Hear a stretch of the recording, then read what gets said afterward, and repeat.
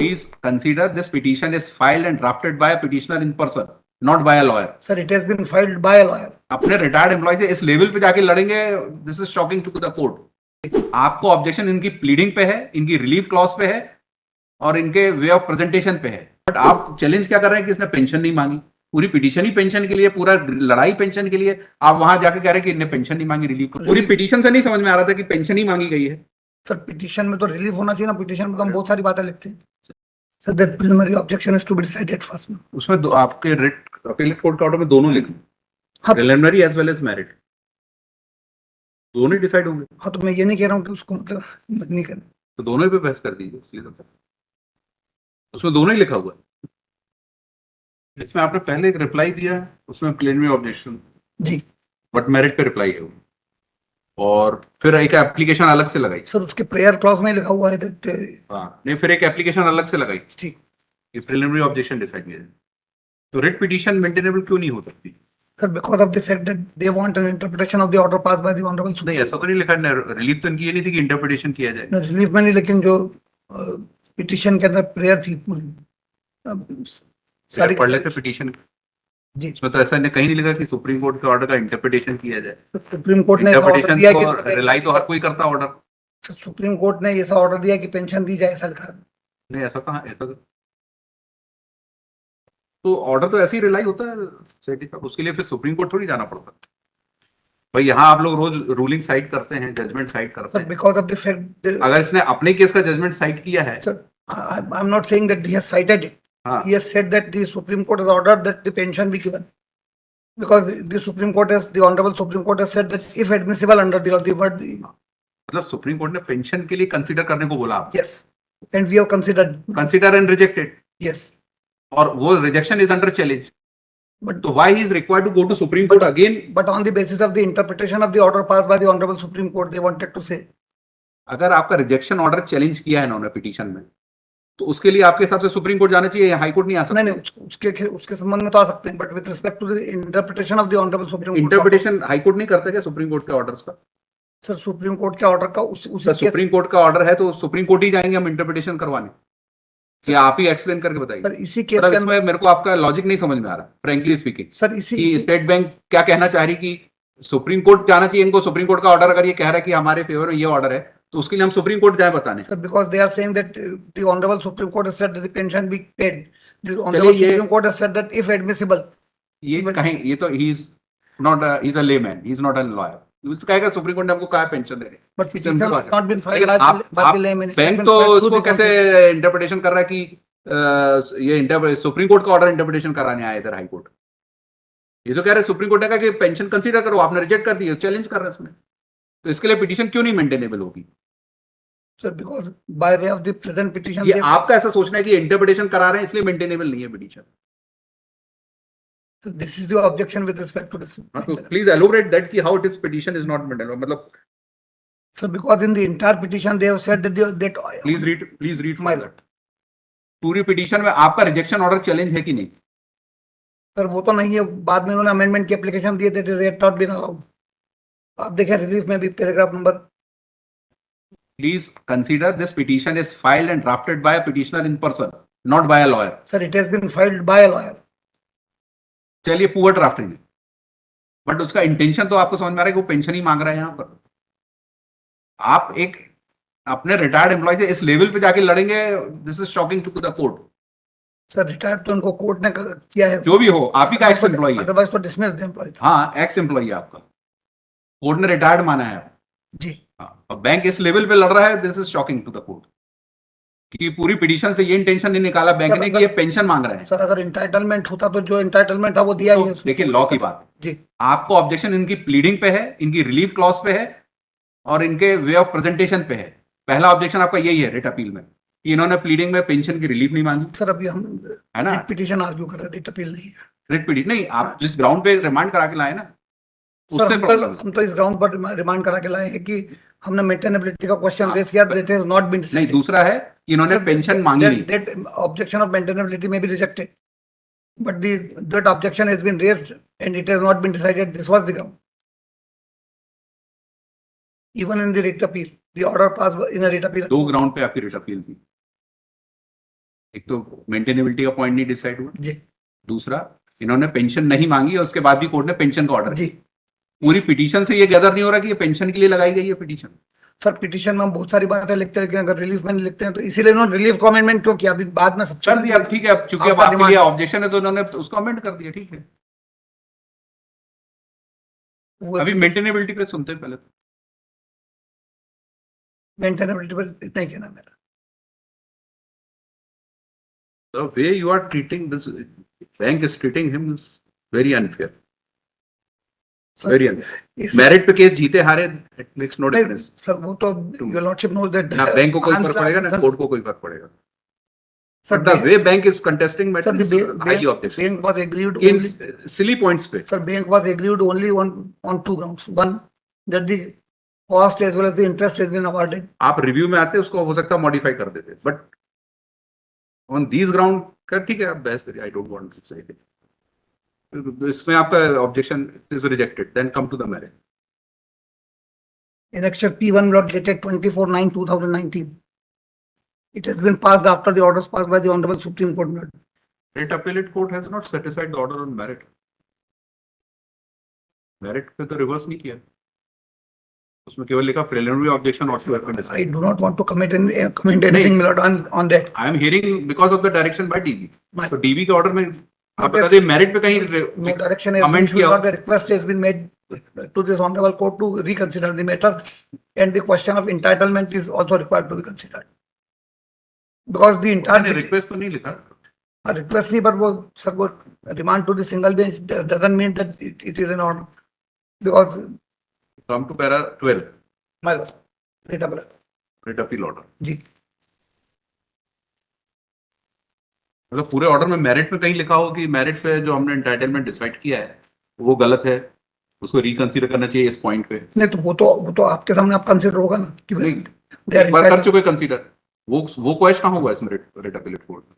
Merit part तो touch नहीं हुआ, Sir, the entire order has been set aside. So, but merit part where is the comment on merit part? sir, if this Honorable Court is of the opinion that the merits has not been touched, in spite of the fact that the हमारी opinion आप पढ़ के बता दीजिए sir, order से। order में तो order has been set aside. बस नहीं, मेरिट पे कहीं लिखा हो तो नहीं, order has been set aside. मैं फिर रिपीट कर रहा हूँ, मेरिट पे कहीं कुछ लिखा ऑर्डर में नहीं लिखा। नहीं लिखा, पर मेरिट पर डिसाइड करने के लिए लिखा है। अब मतलब दोबारा क्या उसी चीज को मेरिट में तो रिव्यू हो गया, तो फिर तो रिव्यू हो गया, तो अगर हम मेरिट पे दोबारा सुने इसको तो फिर आपकी रिव्यू पिटीशन, क्योंकि एक बार मेरिट पे तो डिसाइड कर दिया हमने। और रीट अपील में आप फिर ठीक है, रीट अपील में भी एडवोकेट अपीयर होते हैं, ये खुद अपीयर थोड़ी होते। ठीक है। तो मेरिट पे मतलब why he is not entitled for pension? Sir, under any of the regulations which we have quoted even in the impute order, he is not entitled. Sir, अगर entitlement है तो हमको देने में कहीं दिक्कत नहीं है। Under the regulations, he must be entitled for that. नहीं, आपका कहना है in terms of regulation 28 superannuation इसके pension अलावा is कोई granted regulations ही नहीं है। to an employee who is retiring on attaining the age of superannuation, which is 60 years. Ji, You have not attained the age of 60 years. Hence he is entitled, he is not entitled. ये आपका reasoning है। 28 में भी, 29 में भी नहीं और 33 में भी नहीं, किसी में भी नहीं। In terms of the regulation, an employee is required to complete 20 years of qualifying service. Sir pension का entitlement इन 3 regulations के अलावा और किसी में नहीं। You have admittedly completed only 14 years, 8 months, 6 days. In terms of regulation 33, employee will not be entitled for pension unless sir कोई भी he will be REET अगर entitled for pension or superannuation. कोई भी रीट अगर इशू होगी तो रूल्स और regulations अगर फॉलो नहीं हुआ तो उसको कंप्लायंस के लिए होगी, उसके खिलाफ उनको पेमेंट किया जाए, ऐसे डिक्टो according to me Natural. It can not be issue. Entitlement अगर इनमें से किसी भी रेगुलेशन के अनुसार ये बता दे कौन सा रेगुलेशन के अनुसार इनका इंटाइटलमेंट है, then the bank will pay, there is no problem.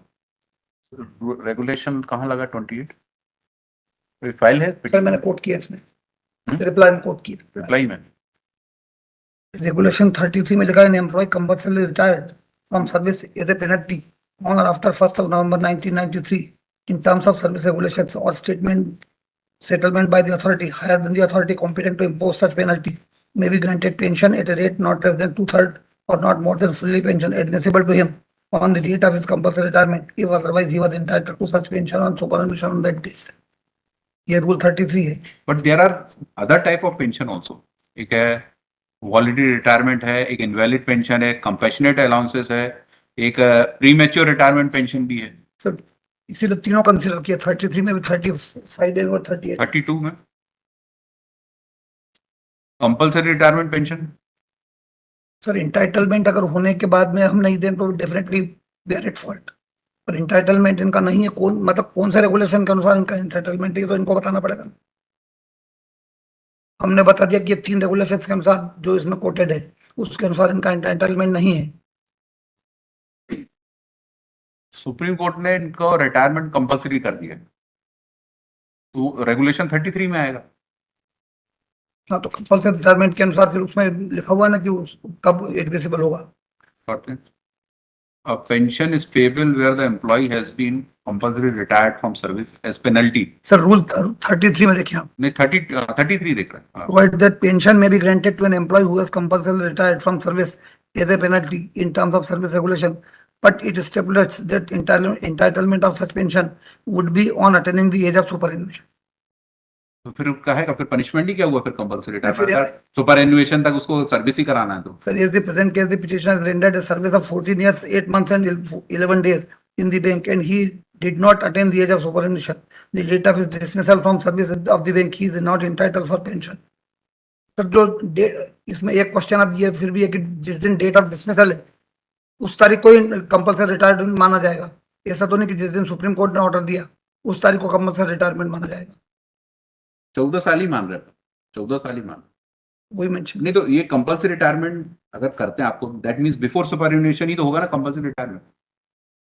तो उसके लिए तो उसका के लिए फिर कितनी सर्विस होनी चाहिए?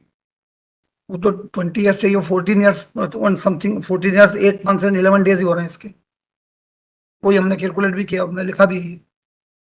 The respondent would be paid pension if admissible on the basis of the period served by him तो with the bank, assuming he would superannuate after such period of service. मतलब उसी जिस दिन डिसमिस किया उस तारीख तक का ही गिनेंगे। Assuming का वर्ड क्या होता है? Assuming पूरा लेकिन he would superannuate after such period of service. Such period मतलब सच पीरियड जो पहले लिखा हुआ है on as on the date of the passing of the punishment order, यानी उस डिसमिसल ऑर्डर को उन्होंने कन्वर्ट करके कंपल्सरी रिटायरमेंट में कन्वर्ट कर दिया। तो उस तारीख तक का इंटाइटलमेंट के हिसाब से अगर बनता है तो हमको देने में कोई दिक्कत नहीं। सर मैं एक रिक्वेस्ट करूंगा सर, बैंक का ग्रीवेंस केवल इतना था और है तब एक तो आपने जो इंटरेस्ट अवार्ड कर दिया, इंटरेस्ट अवार्ड तो सुप्रीम कोर्ट ने पहली बार कहा कि पेंशन के ऊपर कंसिडर करो, तो इंटरेस्ट उस पुरानी तारीख से कैसे देंगे? एक और दूसरा उसको कॉस्ट लगाई थी ये दो, और तीसरा वो लॉ में परमिटेड नहीं था रेगुलेशन। और कोई ग्रीवेंस नहीं कर, और कोई ग्रीवेंस हो भी नहीं सकता। मतलब ग्रीवेंस तो वही है, कोई मेरे से कोई पर्सनली दुश्मनी थोड़ी है।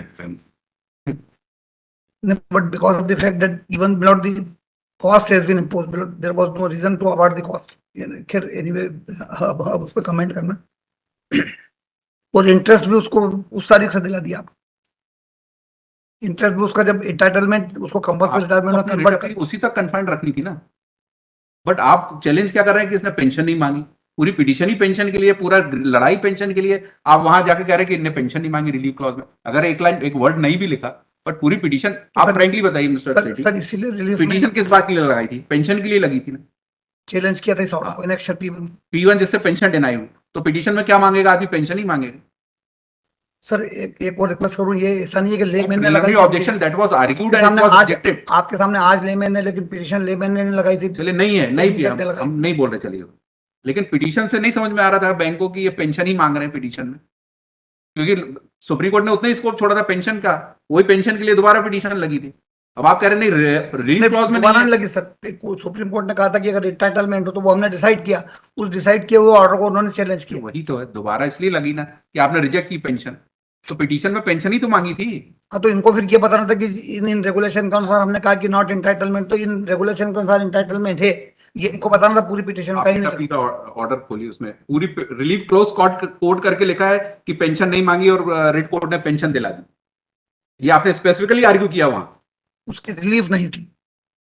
पूरी पिटीशन से नहीं समझ में आ रहा था कि पेंशन ही मांगी गई है। सर पिटीशन में तो रिलीफ होना चाहिए ना, पिटीशन में तो हम बहुत सारी बातें लिखते हैं। ठीक है सिटी सर, इतना अगर टेक्निकल है तो फिर ठीक है, इतने टेक्निकल है तो फिर ठीक है। I will keep this in my mind, it is too technical. In case of bank हाँ कि इतना अगर बैंक टेक्निकल है तो फिर ठीक है, कि उनको पिटीशन से नहीं समझ में आ रहा है कि पेंशन मांगी जा रही है, रिलीफ में अगर एक लाइन नहीं लिखी है तो। सर पर रेट ऑफ मेंटेनेंस आप इशू करेंगे तो कोई रेगुलेशन का पालन नहीं किया उसके अनुसार ही कर, तो रेगुलेशन के अनुसार इंटाइटलमेंट है ये तो बताएंगे। वो ठीक है, मेरिट की बात अलग, आप मेरिट पे लड़ते रेट अपील में बात अलग होती,